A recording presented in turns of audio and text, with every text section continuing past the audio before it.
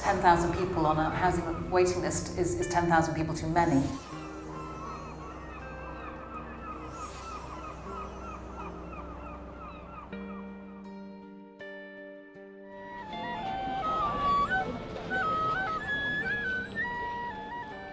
I think the homelessness scandal in this country really is shameful, given that we're the 5th or 6th biggest economy in the world, and yet we have, ever rising numbers of homeless people on our streets. I think the drivers of that are various.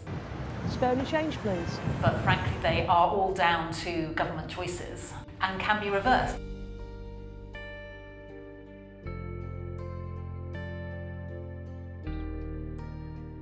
We have a day centre which was opened 11 years ago so that we could give rough sleepers somewhere to be able to come during the day.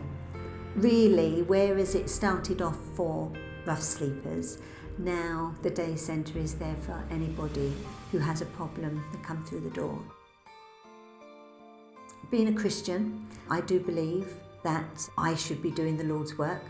And so I believe that the work we do, we are showing God's love in the action, in what we do. There are many things that have happened over the years that stay with me, bad things as well as good, but the rewards are seeing the clients move on and be part of society again. I actually have a door number, so it's not just named A, B, C or D. It is number 43. I have one particular client who I would always say is my first success story, and he was homeless, an alcoholic. He has now been dry for 11 years, and he now runs my support group, so that is a real testament to the work that we do here at the Sandwich. When you're dealing with people with addictions, they go round in circles. When we see them back with us again, where they've lost everything again, that's heartbreaking. I don't know what's going to stop me, to be honest. All I do want to do right now is have a hit and just let everything fade away for a little while.